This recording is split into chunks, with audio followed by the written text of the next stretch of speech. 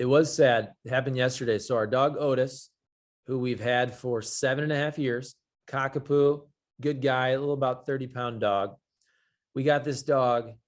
My wife got the dog before we were even married. So this was 2014. So we just grew up with this dog. I mean, our relationship grew with this dog from dating, marriage, one kid, now two kids. And so our dog, only about 7.5 years old. So he's in perfectly good health.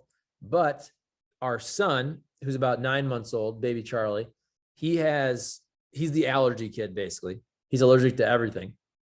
He's allergic to peanuts, eggs, and dog dander. And even though our dog, in theory, is hypoallergenic, our doctor basically says, that doesn't really matter. And so we've eliminated all the other allergens. We've done all the testing in the world. And so my son just breaks out. He gets eczema. His face gets real red and patchy. He gets it on his body and all that. And it's not only is it uncomfortable for him, but it makes it really hard for him to sleep, which keeps us up all night. We have these really long procedures where we have to wrap him up and put all the creams and all the ointments and all that. So anyway, long story short is we had to rehome our dog Otis yesterday. We took him to my wife's coworker. So they live about 30 minutes away. So we dropped him off. I mean, if I ever want to go walk him, which I will, I'm probably going to give it about a month. Before I go give him a walk, because I want to make sure he can realize he has a new home and all that. Yeah. But yesterday was emotional, man. Like on Saturday, I took him for his last walk. That wasn't really that emotional. I was going to take him for a walk Sunday, but then time went by. And so instead we did our thing, which is I take the tennis balls and I throw them down. We have a big hill in our backyard, in our neighbor's backyard. And so I would just throw the tennis ball nonstop. I mean, I could throw that ball 50 times and that dude he wanted to chase it every time. So yesterday we had our last tennis ball toss and I did get emotional. I teared up there and then we had to drop him off at the new home and he'll be taken care of. They have an older dog that's unfortunately probably going to pass away pretty soon. So I think for them, it's a good chance to have a newer dog where as their older dog probably passes, unfortunately, they'll have another dog that's right there. But man, dude, the house is quiet. And yeah, I mean, when I walked in today after radio, it hit me again because that dude, our dog is great, but also he was kind of annoying. I'm not going to lie, but it's he's annoying, but he's your guy, right? He's your guy. That's it. My guy. Exactly. So even yesterday, somebody rang the doorbell and there was quiet. And I was like, oh my God, because our dog usually goes crazy. That's why he would interrupt our show. And today, when I got home from radio, I opened that door. That dude is usually there. He's jumping on me. And I just opened the door and it was so quiet, man. So it is very sad, but it happens. It's sad. I mean, you did what, like you said, for your son, that's a tough one. That's a tough one. The good, the silver lining, a good home, not just going to some random person, all that type of stuff. I have a dog, a 4-year-old chocolate lab, Luna. And what you just said is it. So he was he's your guy. She's my girl because she's hyper. She's crazy. I guess the idea is most chocolate labs are extra nuts. And that's true with her. She loves everybody, but I mean, she's 4 years old and you would think she's a puppy. She sprints to go meet people. She pulls as hard as she can. Mm-hmm. We've tried the they're not shock collars, but the electric collar thing. We tried when you're walking her to the mini educator. Thing. Yeah. Well, I've tried trainers to with treat driven and nothing works when it comes to there's a dog across the street and she thinks I want to go meet that dog. Nothing works. It all goes out the window.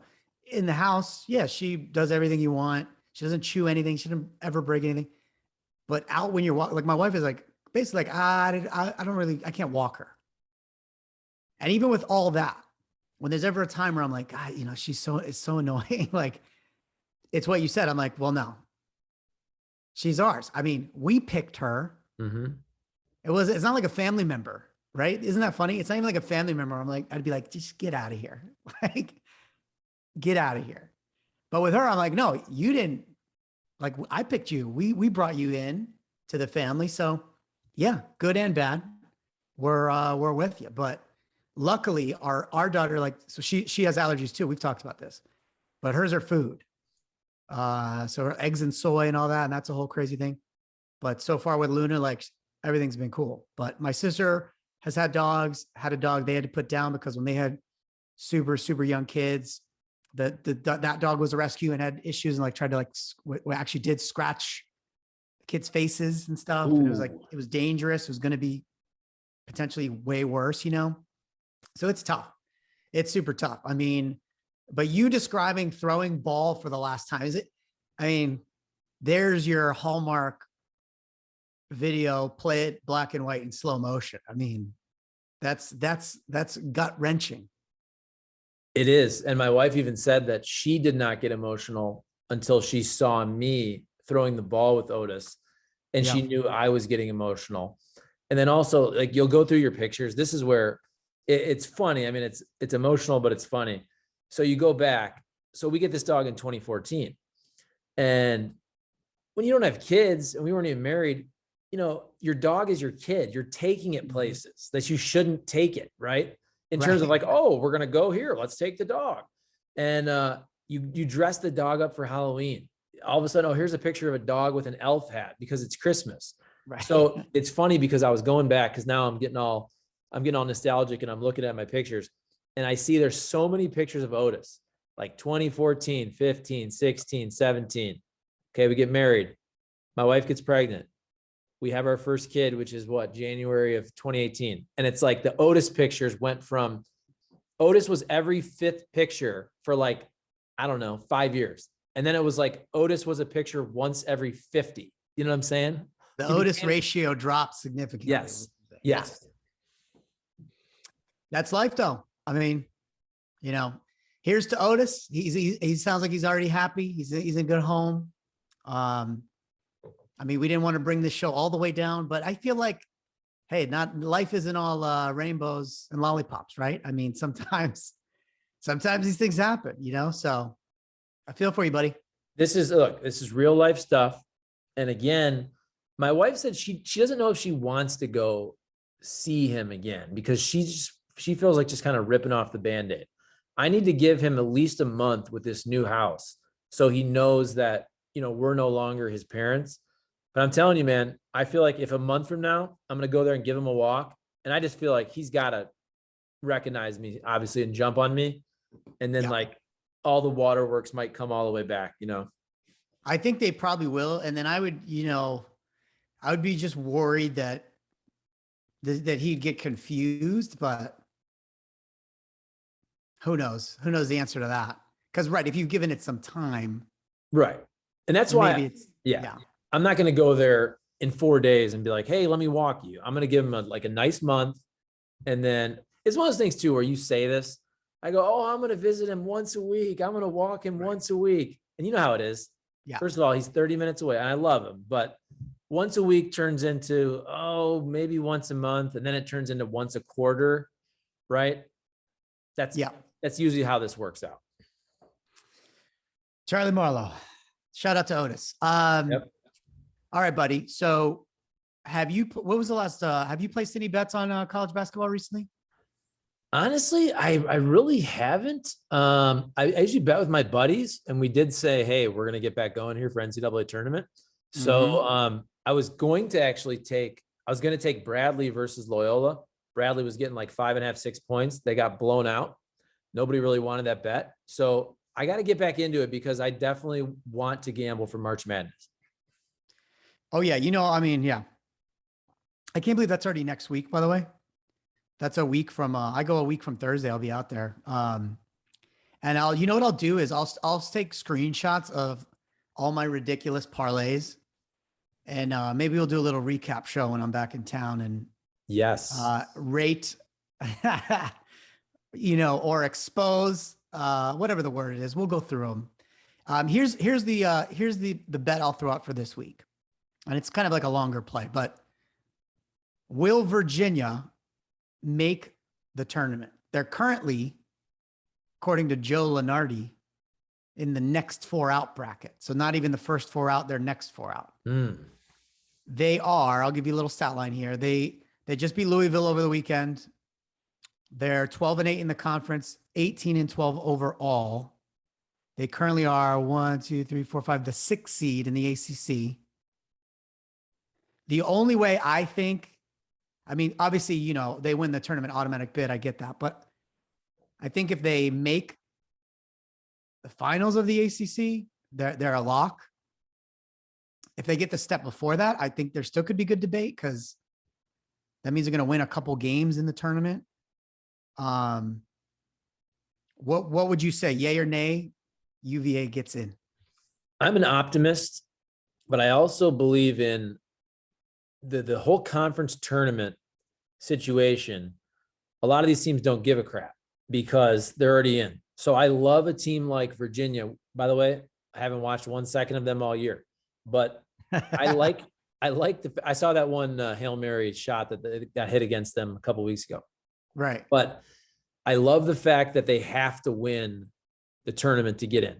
So it's hard to match up a motivation of that team. And I haven't looked at the bracket, but I'm sure they're going to play some teams that are better, that are already in. And you can't, even if that other team is better, you can't match the motivation of one team. They already know they're making the NCAA tournament. They probably want to stay healthy. They want to stay fresh versus a team like Virginia that's absolutely basically balls to the wall, do or die. Plus Tony Bennett can coach. So this might be me being too optimistic, but I like their chances. I like a very motivated Virginia, Tony Bennett run team, even if it's not his best team, going in there with something to play for. Okay. I'm going to say, and this was a hard one because then you're making me get, you know, bet with my heart here and say, that'd be good if they made the tournament. In the ACC tournament, they get a first round bye and then they play the winner of Georgia Tech or Louisville, who they just beat. So I think that round, the second round for them is a good one, but then they would have to play North Carolina in the quarterfinals. And that's a pretty tough roadblock to get through. I think they need to get through that game to get in. But you know what? I'm going to side with you. They're going to do it and they're going to get in. Tony Bennett, he's the man. He was an NBA player, hell of a three-point shooter. That's it. Done. There it is. There it is. I called it. I gotta start getting my parlay research ready. No doubt. All right, buddy. That's it. Episode 8 in the books. Good stuff, man. This one's for Otis. This one's for Otis. That's I'm gonna title it Otis. All right, buddy. You be good, man. Ladies and gentlemen, we are back. Episode 8 of I Called That. I'm Martin Montana. He's Charlie Marlow. Charlie, how are you, my friend? I am doing great, man. Monday after the weekend, kind of a so-so sports weekend. I know we have a lot to get into. Baseball still hasn't figured it out, but I was really intrigued by the whole Coach K send-off because maybe I shouldn't be like this, but I always root for chaos. And I think when you have something that was preordained to be this victorious carry him off right on the player's shoulders and then they lose, I found that kind of funny. Maybe that makes me a bad person. I don't know. No, I think it's the right reaction. Especially, I mean, you already know where I'm going to lean on this because I went to UVA, but it was nonstop former players in the crowd. And by the way, what is Cameron? You know, let's see, 2,200, you know, something. So you have celebrities. Ken Jeong is in the building. Right?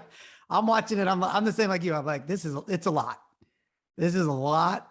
You got all the players there. They're showing they had like a ticker with how many of his former players are coaches and were college players of the year and, you know, all the different stats. And then I'm like, what if they lost? What if they lost?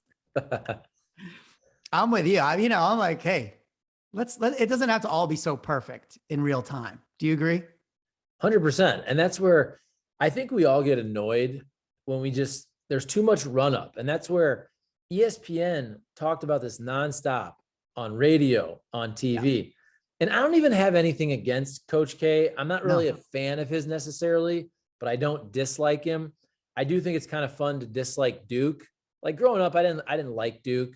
They're kind of, they're the private school, the rich kids, even though Christian Laettner didn't really represent that, although that's kind of how it was portrayed versus the Fab Five. If you go back to that whole documentary and all that. Yeah. But I don't know. I've never really liked Duke. So it was more of the fact of just, oh, they're 11.5 point favorites. It's your rival. You're at home. Everybody's there. People are paying what, $50,000 to see this game. And then they lose. And also, I don't know if you heard the soundbite at the end where, you have to do this ceremony and different colleges. So I've been at these senior nights and these whatever. I mean, this was a going away, but still, some teams do it before the game. Some teams do it after the game. And part of that is the emotional, hey, do you want to get all emotional before the game? And then it's hard to play the game. And so they did it afterwards. I just found it so funny that as they're doing the ceremony, Coach K is like, this is unacceptable, right? And he's like, I mean, we've had an acceptable season, but today's game was unacceptable. And this is his send-off. It was just hilarious to me. Hey, he was still coaching, right? He was still being a coach. Like, yeah, all right, yeah, I know, good career, but come on, did you see the way we defended the 3-point line? like, okay, I guess it is a fascinating thing. I wonder why you say I'm not a fan of his, but he's okay. What would he have had to be to make you a fan of his? That's a great point. Okay. And our mutual friend, if he's watching this, Mike Marino, I've never met anybody that hates someone so much as Mike Marino hates Coach K. To me, like, I respect Coach K. Mm-hmm. However many championships, whatever it is, 5, I don't even remember. But also kind of when I grew up, I was born in 1982. So the first time I really remember basketball, I couldn't remember that UNLV team, that Runnin' Rebels team. I was just too young.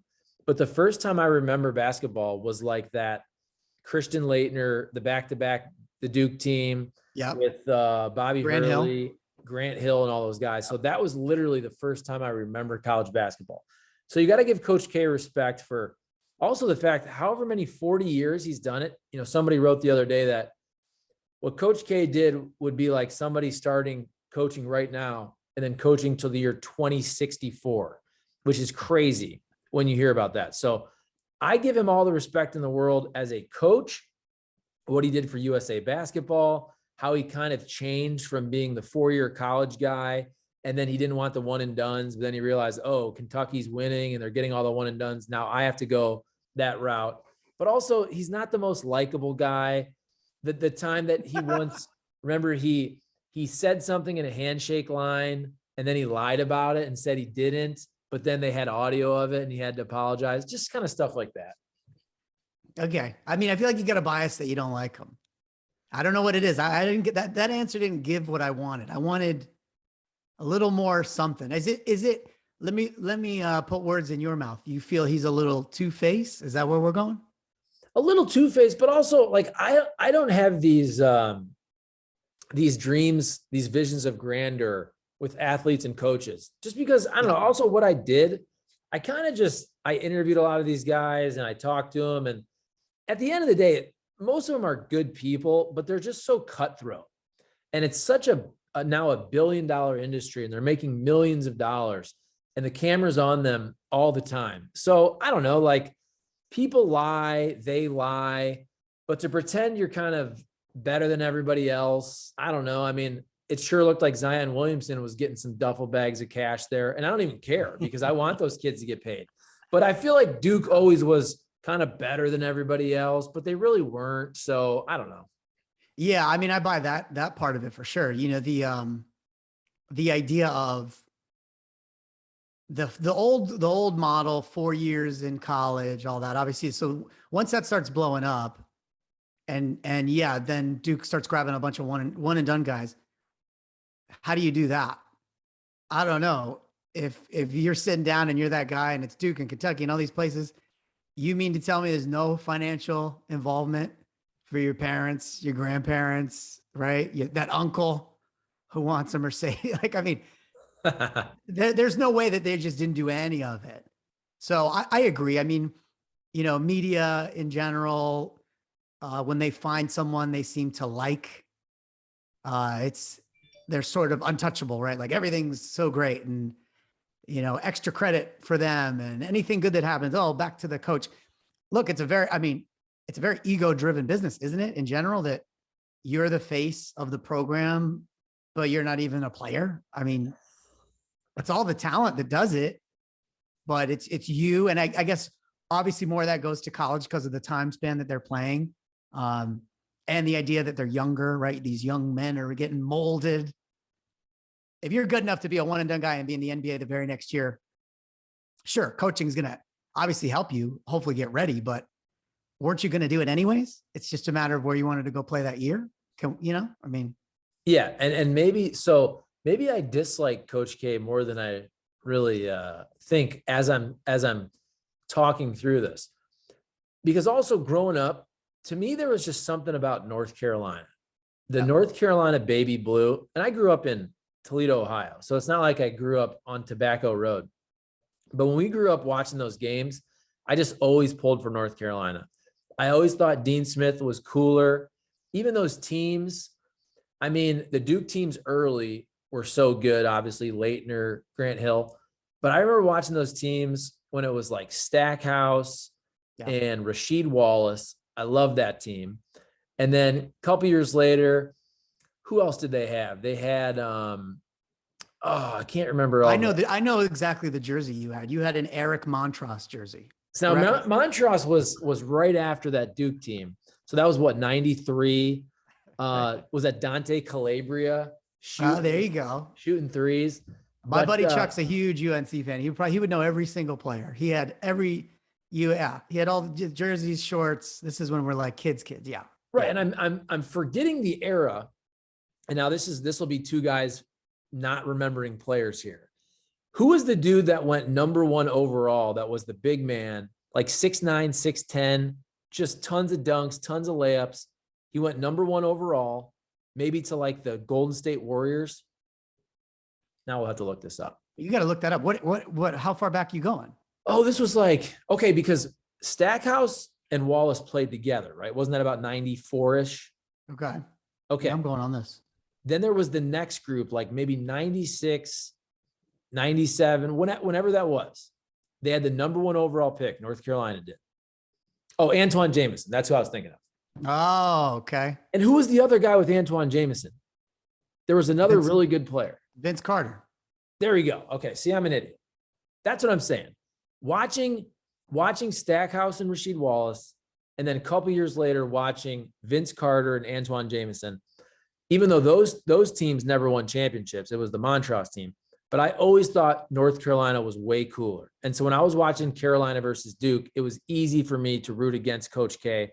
I also think he just kind of looks unlikable, right? He gets all mad. He looks really angry. Yes. He's like, even angry. When he's kind of smiling, it's something with like the top. It's like, it's very scowly. Yeah. You know what I mean? I don't know. It's like he was told he was getting a tax refund and he's not. He's just kind of like, he's not overly upset, but he's pretty upset inside. And I also thought, this is me growing up, he was the first one I really remember that was always riding the refs. And maybe everybody else did it just as much. Maybe it's the fact that he was always on TV and he was always on camera.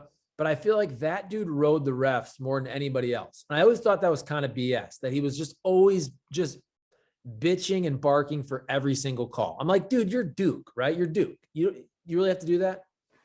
Yeah, that's fair. I mean, but I feel like that's the leeway that those coaches at that level, they take. Imagine being a newer ref. I don't know how long you have to be a D1 ref before they put you on a game, a Duke game or whatever, but imagine that's you. You've established yourself. You're a solid college ref, and maybe this is a big deal for you. You've never coached, refed at a game of that magnitude, right? And there you are. And then there's Coach K. Guess what? He looks a little upset before the game because that's what he does. And then he starts laying into you for the first, reach in foul call you make that was legit. He starts riding you just to do that thing where, coaches do that and players do that. They ride the ref just so that finally, whenever there's another marginal call, it just goes the other way, or they get so tired of being yelled at. Imagine if you're that ref. I mean, do you really think you're going to stand tall for an entire game? I don't think so. I think 80% of them are going to fold and start giving a couple calls back, especially if you're playing at Duke, especially. 100%. That's where I think college basketball, I feel like, has to have the best home court advantage of any sport. And I say that just because how many times in conference play do you see the one team wins at their place, but they lose on the road? And that's because I think not just the coach, but the fan base, they wear out the refs. Yeah. And those refs are human beings. And so another, I mean, is there anything more? Have you ever seen a ref be more excited than calling a charge and starts doing the hop thing? Oh yeah. Before he's pointing for the other way. And it's like almost like Naked Gunish. Remember when Drebin's the ump, like they wind that thing up and then he slaps it going the other way and the crowd goes nuts. Oh, that's awesome. And that's that's his Saturday Night Fever. That's the ref literally displaying his agility, his core strength, a lot of things. Oh yeah, no doubt. And that's why some of the crowd shots were so hilarious. And apparently one of the reasons that there was a little bit of some people mad at each other at the handshake line. Apparently Nolan Smith didn't shake hands because Duke was mad that North Carolina, when they had their last game at Chapel Hill, that they were the only team that didn't recognize Coach K. You know, they give him like a rocking chair and all that, or a picture. I love that. I love the fact that the rival did not give Coach K his little send off. And also there was a picture from that where Coach K's yelling at the North Carolina game at Chapel Hill. And then some kid has a big old like cutout of Coach K's head where he's really mad. His nose looks all kind of like, pinched in. And then the best part was the sad Duke fans. So the other night, here are these kids. They're dressed up like chickens. I don't know if you saw these pictures. If you go to Twitter, I did this today. Go to Twitter and search sad Duke fans. You'll see kids that, for whatever reason, they're dressed up like Big Bird and Cookie Monster and all the different Sesame Street characters, and they're crying. And you got girls who've painted their face in blue and white for Coach K's last game, and there's tears that are just coming down, and it's making their face paint look all terrible. I mean, when you see a fan wearing a chicken costume, but they're also crying because Coach K lost his last game, how can you not laugh at that? Okay, so I just did what you said to do, and this is fantastic. The first one I see is Cookie Monster. Yep. And this guy's just slumped over with the giant eyeballs on his head. He's looking down. That's really good. That is really good. Why do you have to be Cookie Monster to go see Duke play basketball? Well, apparently the one you're looking at, I think, because I did the same thing. It looked like there was a whole group of kids who were Cookie Monster, Big Bird. Oh yeah, there we go. Oscar the Grouch. Yeah. That was just what they decided to do. They were just gonna be that's their thing. Cartoons for okay. All right. Oh, these are great, man. These are great pictures. All right, let's we've yelled at Duke enough. Let me ask you this. I was thinking about this the other day because we're pretty much of the same era growing up. I'm a few years ahead of you. I almost like today, I still almost get confused with who's in what conference. And part of it is I just remember things a certain way, like the Big East are these teams, the ACC are these teams. It was just kind of ingrained like, oh yeah. But then when it starts moving around, especially when they move more than once, I lose track of a lot of teams. And I'm like, wait, what conference are they in right now? And it sort of bothers me. I don't know. It's weird to see them all move around when there's no geographical, doesn't make any sense. Like, does that bother you? 100%. I hate all of conference realignment that happened. It started about 10 years ago, really. Yeah. And then the SEC kind of changed when Missouri, which is the team that when I first got here, they were in the Big 12. They moved to the SEC. So Mizzou, to me, Texas A&M, those schools were always Big 12. Maryland, that's an ACC school. Maryland is an ACC school, exactly. Right. Rutgers, who cares? But guess what, Rutgers, you're not a Big 10 school. So still now, it's 10 years later. I was watching yesterday randomly, just because it came on after I'm watching the Missouri Valley Conference championship game. It was on CBS. And the next game is Michigan State, Maryland. And still to this day, it's been a long time, 10 years, whatever it's been. Maryland does not make sense to me still in the Big 10. And also, so the game I watched before, which was the MVC championship game, it was Loyola versus Drake. I know this is mid-major type stuff, but I went to Bradley, that's in the MVC, and it ticks me off that now if you're in the MVC, Missouri Valley Conference, if you get good, you leave. And I don't like being in a conference that is the conference that's just good enough to, I hope I get good so I can leave. And the other part is you have these teams leaving for the Atlantic 10. Now Creighton left for the Big East. I get that. If you can go to the Big East, that's big boy stuff. But Wichita State, if Wichita State, Creighton, and now Loyola would have stayed in the Missouri Valley Conference, the Missouri Valley Conference would probably be better than the Atlantic 10, right? I mean, that's three teams that Wichita State got to a Final Four. Loyola got to a Final Four. Yeah. Creighton has been really, really good. And so now my conference sucks. I'm not going to lie. I love the MVC. They added Illinois, Chicago, they added Belmont, and they added Murray State. But gone are the years, the 2006 year, Bradley got to the Sweet 16. I think there was three teams that made the tournament. And now the MVC is probably never going to get more than one team. And as you said, I watch all these conferences. I like geographical rivalries. All that's gone. All that matters is TV revenue.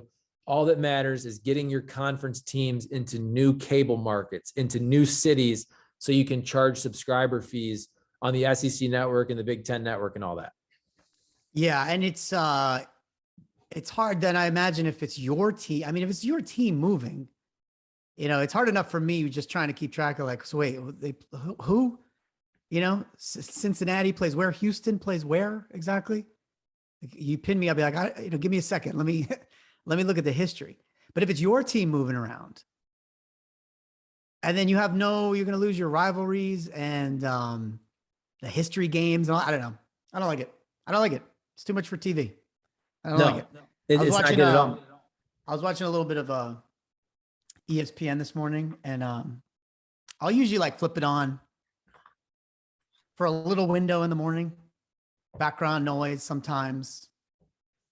And I've noticed pretty much since the Super Bowl ended, and ESPN will do this a lot where they cover the same 5 topics daily, no matter what's happening. Like LeBron James is going to be talked about no matter what. Aaron Rodgers. So every day they're spending a lot of time going to everybody on the panel just to give an opinion on what they guess he's going to do. If they guess he's going to make a decision by free agency or this time or that time. And I'm sort of I know for me as a viewer, I'm like, I don't need to see that. And this is us getting old and cranky, but yeah. Do you enjoy that? Do you enjoy speculation on when a guy's going to make a move that he'll make it, but isn't the news when he makes it? Isn't that when it's time to delve into it and what's going to happen with the Packers and all that type of stuff? To just sit there and blindly guess or not get. I mean, I don't see the point of it. It doesn't add anything to me as a sports fan trying to be like, well, what's going on in the sports world? Because it's literally creating a story when you have nothing to report. Well, you just touched on the problem, which is there are 24-hour sports networks, obviously not just ESPN now, everywhere. CBS Sports Network, Fox Sports, and NBC Sports Network. Everybody has 24-hour programming, MLB Network, NHL Network, NBA TV. Imagine if you're MLB Network right now. Oh, guess what? We have a lockout. Oh, by the way, we're also owned by Major League Baseball. So we can't basically say anything pro player because we get our paychecks from the league. This is the whole thing. I did a radio show this morning, 3 hours. Monday is usually the easiest day for radio. You have the whole weekend. And still, there was nothing to talk about, relatively speaking, because baseball's being stupid. Blues hockey, they played a couple games, but they lost both games. And also, you can talk hockey in St. Louis, but, baseball is what drives conversation. ESPN, they hardly ever talk about the NHL. ESPN is driven by NFL and NBA, which, oh, by the way, they also have the TV packages for those games. So they're going to promote their stuff on ABC for the NBA. But yeah, I mean, they have to talk about Aaron Rodgers because you have to fill the show. And that's what's always funny to me about ESPN is whatever show, get up, get down, PTI, pardon this. I love that, debate, blah, blah, blah. But it's all the shows are the same. It's just a different person. And they're all debating the same 5 topics. That's why, to me, ESPN, I just laugh, because if you watch at 9 a.m., it's whoever, Stephen A. Smith and Max Kellerman debating. Oh, now it's Mike Wilbon and Tony Kornheiser debating. And now it's whoever, Jim Rome, but they're all debating the same 5 topics, like you said, and it gets really, really old. Yeah. Well, so to bring up MLB Network, I think they're just running Coach K tributes for most of the weekend. So you know what would be nice? You know how like in fashion. No, but seriously, what MLB Network is running, because they're not supposed to talk about current players. That's part of the CBA, which is why they've like scrubbed the websites, and they'll show content of players that are no longer in the union. So if you go to a website, it'll be like, this is why I love Bob Gibson, because he threw in 1968. And then Major League Baseball Network, they'll show movies. They're showing Field of Dreams. I was as a joke, I was literally going to ask if they're playing The Natural, but yes, they're playing Major League 2. Yes. That's hilarious. That's hilarious. Yeah. So what I was going to say is, you know how like in fashion, it's circular, right? Things come back into style. So, the 70s, 80s, now the 90s, it'll kind of like creep back in as being fashionable. Maybe there's a chance that the old school model of Sports Center, where they literally recapped a game for you with highlights, quarter by quarter, period by period. They said, all right, let's take you to the action. And they went through all the games in, I call it 60-second fashion, but at least you felt like you got the cliff notes on the game. So here we go.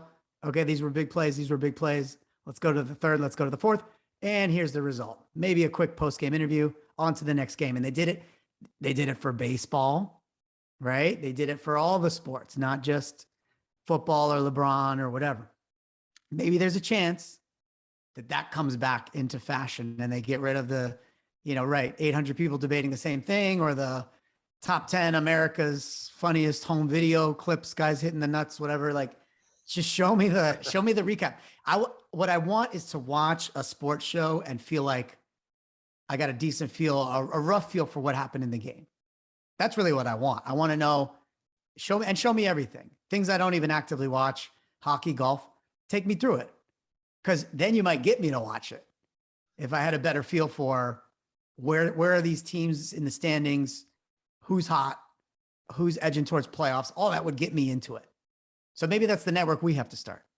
I like that idea, although I personally disagree in terms of what I like to watch, because, I'll watch a Sports Center show. And back in the day, I loved Sports Center. I loved Dan Patrick, Keith Olbermann, but I'm such a baseball nerd that I will watch MLB Network all day long.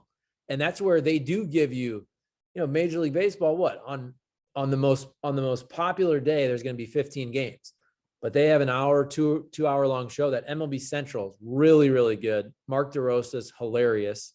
I don't know if Eric Burns is still on, but he was awesome.